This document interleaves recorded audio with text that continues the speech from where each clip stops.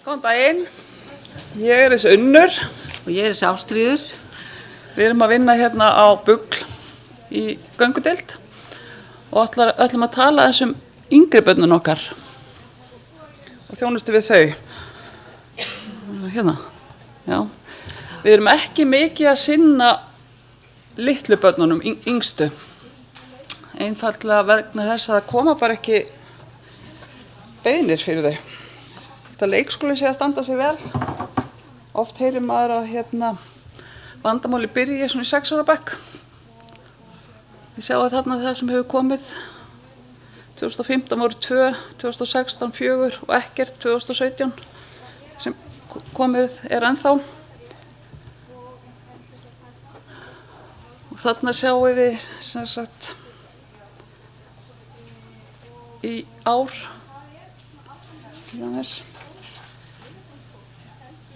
þessi 6-12 ára börn sem koma, fleiri strákar greinilega. Og svo sem sagt þjónusta sem hefur að veita þessum börnum 6-12 ára, það er fjölskylduráðgjöf, fjölskyldumeðferð og þar erum við með KOS sem við ætlum að kynna betur á eftir og við erum með PMTO, vettvangsþjónustu og foreldrahópa. Þetta er svona dæmi bara. Og í einstaklingsmeðferð er grounding, listmeðferð og viðtalsmeðferð. Og hópmeðferð er peers, það er svona félagsverðarnámskeið, klókir krakkar, rapid og ævintýrahópur. Og svo er ýmis svona önnur þjónusta. Og rannsóknir sýna núna að það er að meðferðarúrræði þar sem er lögð áhersla á stuðning og fræðslu til foreldra virki best á svona litla krakka og hefur Bugl á síðastliðnum árum unnið að því að efla slíka þjónustu. Og hluti af því hefur verið að þjálfa starfsmenn í PMTO og KOS.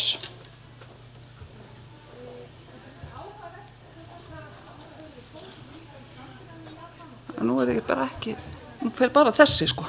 Já, við erum bara að lesa vegginn. Já, bara að lesa vegginn, kom ekki á tölvuna. Já. Sem sagt, það var tekin ákvörðun á Bugl að nálgun yrði tengsla með fjölskylduvinna.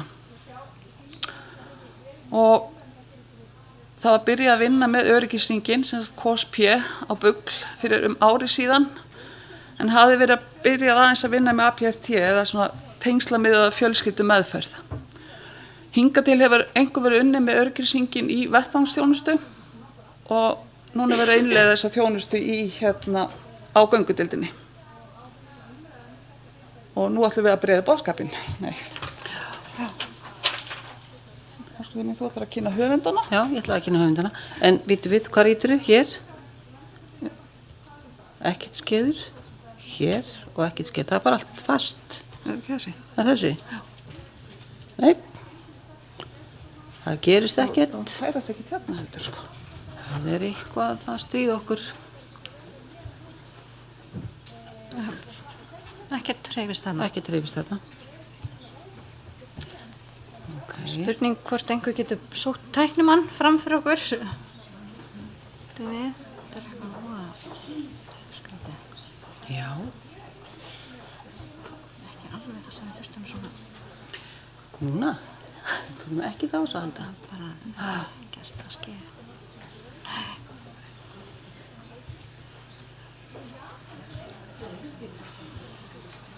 Já, byrjum við.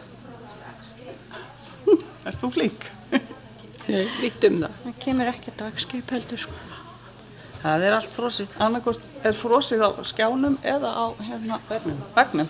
Það er því við erum 2. Já. Já, ok. Já, það var búið að vera frosið á tölvunni, svo frist þarna og Þarna gerist eitthvað. Nú kemur þetta ekkert aftur.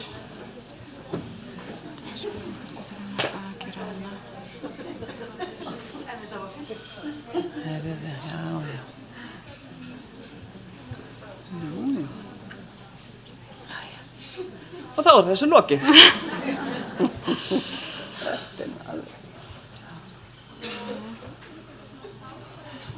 Það er allt frosið, sko. Það er allt Og nú er bara slögt. Já, Frábært. þá getum við bara farið heim. Nú er spurning hvað gerist. Sko, býtu, þetta er að gerast. Svona, voruð þið komin þarna? Við ætlum að kynna upphafsmennina, það er næsta Klara. Kemur það? Nei, þá fyrir aftur. Nei, býtu við. Jú, Já. ok. Krossum fingur. Já. Kannast einhver hérna við Circle of Security? Hefur einhver heyrt já, já. Sem sagt, Circle of Security, það er það er tengslamiðuð leið. Ég held að við séum komið með þetta. Já. Annarkvort frosið hér eða frosið þarna. Ég veit ekki hvort að næsta Klara kemur, en kannski. Já. Já, þú er bara að vera hérna hjá okkur. Já, öryggisingur, hann byggir á tengslakenningunni. John Bowlby, hans kenningu.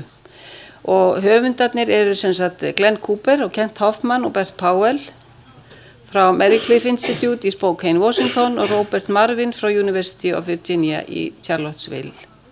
Þeir eru sem sagt upphafsmenn þessa gagnreynda eða evidence-based programs. Þeir hafa unnið saman í 30 ár og hlotið ýmsar viðurkenningar fyrir Circle-in. Þeir hafa fengið viðurkenningar fyrir þetta hefur svo mikið sýnt sig með rannsóknum að það er svo mikið forvarnargildi í þessari vinnu. Þeir sem sagt eru búnir að byrjuðu að þróa þetta fyrir rúmum 30 árum. Þeir hafa unnið sem bæði fjölskyldumeðferðarfræðingar heima. Þeir hafa verið að vinna með fólki sem býr á götunni, mæðrum, unglingsmæðrum sem búa á götunni og þetta hefur verið fangelsum og svo bara með svona, hvað getum við sagt, öllum hinum.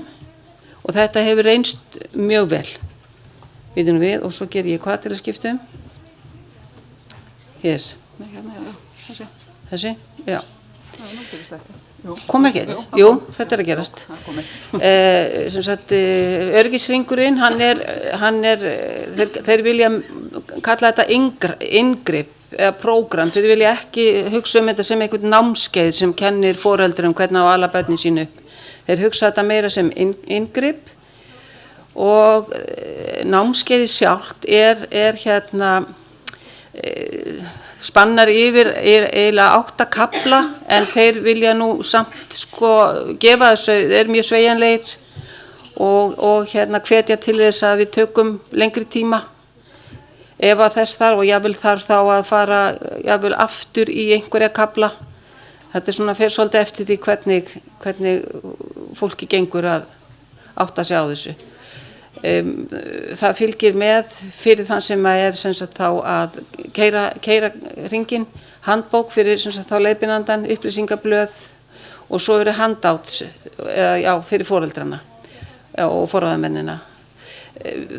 Sem sagt námskeiði námskeiði segi ég finnst einhvern veginn að það eigi alltaf að vera námskeið en þeir vilja kalla þetta inngrip.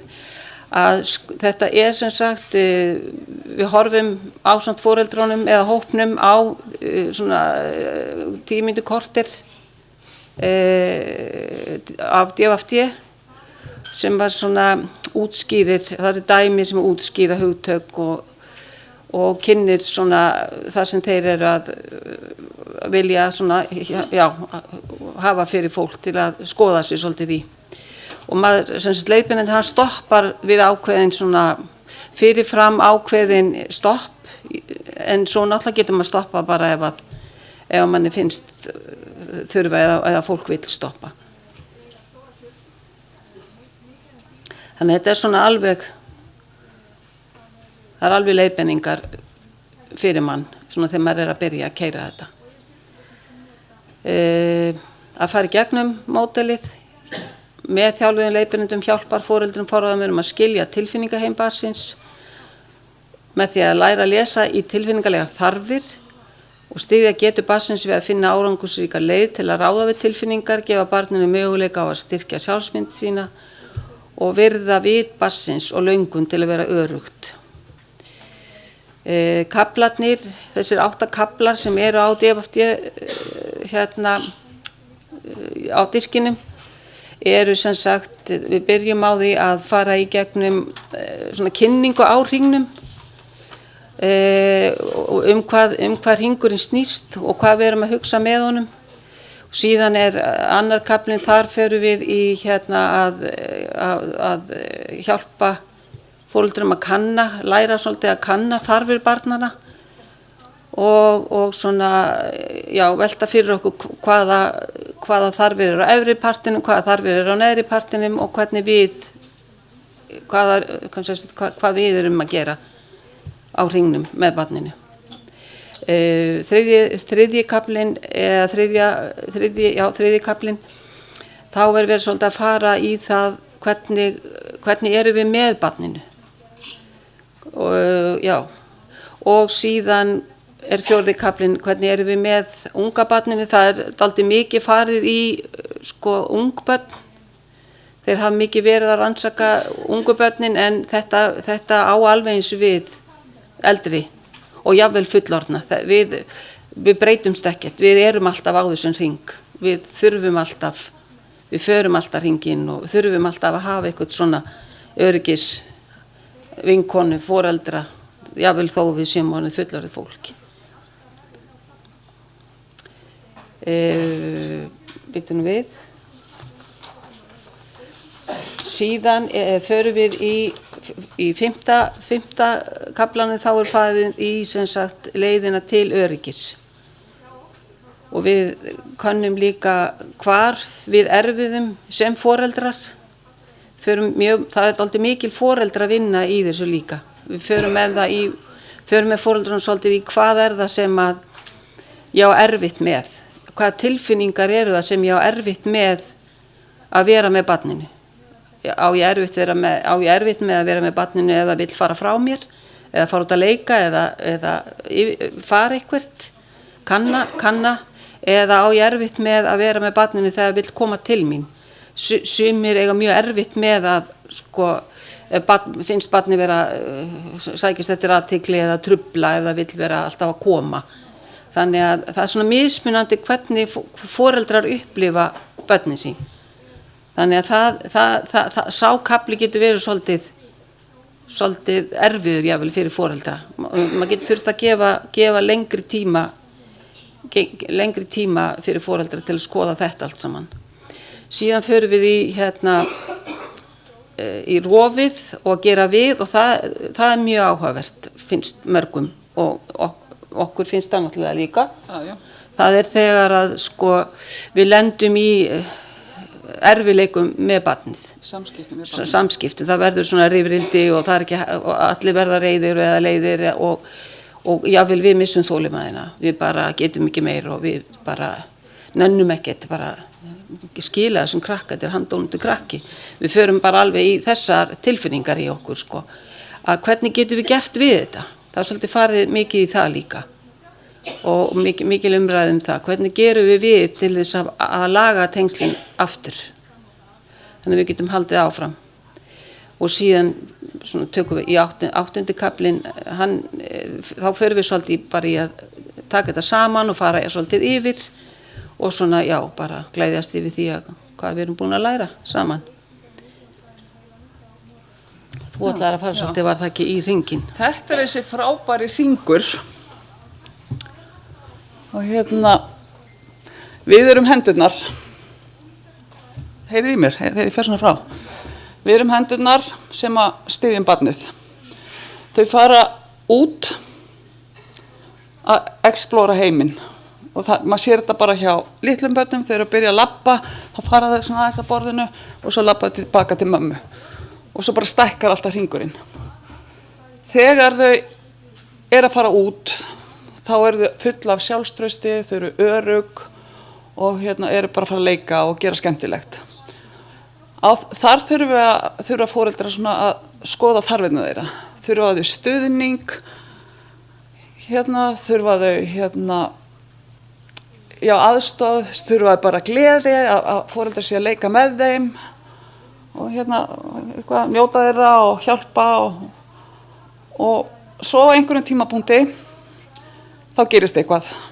Barnið verður bara þreytt og þá þarf að koma tilbaka og þá kemur það niður hringinn og þá það stundum leitt eða þreytt, eitthvað hefur komið upp á og þá þurfum við að taka á móti, við þurfum að fylla á tilfinningatankið þeirra og við þurfum að hugga þau og vera til staðar fyrir þau. Það var mjög skemmtilegt, ég held að sé fyrsta kaflanum frekar öðrum á vídeónu, þá var pabbi með litla strákinn sinn og pappinn satt á bekk og strákurinn var alltaf að koma og fara, hann var komið dúkku og síðan dúkku og pabbi var alltaf til staðar fyrir strákinn. Við höfum stundum sagt við foreldra, hvað myndi gerast hjá þessu barni að pappinn væri alltaf í símanum? Þessu barni væri bara eitt og þá er engin pabbi til að passa upp á hann að sé öruggur sko. Þeir eru með svona 20 orða kvóta sem að lýsir þessu, vertu alltaf stærri, sterkari, vitrari og góður eða vingjarlegur og alltaf þegar þú getur fylgdu þörfum barnsins og alltaf þegar nauðsyn taktu stjórnina. Þannig þetta ekki bara að bara leyfa barninu að flæða, þú þarf líka að taka stjórnina. Þetta er svona, skiljið þetta. Þetta er svolítið stuttur tími til að útskýra þetta. Þetta er rauninni rosalega einfalt en leið ofsalega djúpt. Og það er alveg ótrúlega gaman að vinna með fólki akkurat í þessu. Hvernig uppgöt, þetta er svolítið svona aha upplifelse sko. Þú veist maður bara fyrir gegnum þetta að spjalla þá fyrir fólk bara, já. Þú veist, þannig að fólk upplifir þetta ekki kannski sem svona árás. Það er líka talað að við þurfum að vera good enough parents eða nógu góðir foreldrar, ekki fullkomnir foreldrar og ef við getum verið nógu góðir foreldrar svona 30% af tímanum þá erum við bara í góðum málum. Já, svolítið líka áhugavert áðan að þið vorum að tala um hegðunina, að hegðun þýðir alltaf eitthvað. Það er mjög mikil áhersla lögð á að hegðun, hún er tungumál barnsins. Hegðunin segir mér að það er eitthvað sem ég þarf að skoða. Þannig að eins og var að vera að tala um það er ekki til óþekk börn. Það er bara til börn sem hegða sér eins og börn og það líka talað og mér finnst það mjög áhugavert að barnið er leiðbeiningabæklingurinn okkar. Það er barnið sem er að segja okkur eitthvað með því hvernig það hagar sér. Þannig við þurfum að spyrja barnið, við þurfum að vita hvað barnið er, hvernig þið líður, hvað er það að meina. Og maður gerir kannski þetta ekki með unga börn, en við erum samt, við þekkjum þetta alveg. Við erum að reyna að lesa í þau, þangað til við fá máli sitt. En sko, eftir það reynum við auðvitað að spjalla við þau. Að þarna er lögð áhersla á að barnið fari ekki í time-out, það er foreldri sem fer í time-out. Barnið fyrir time in.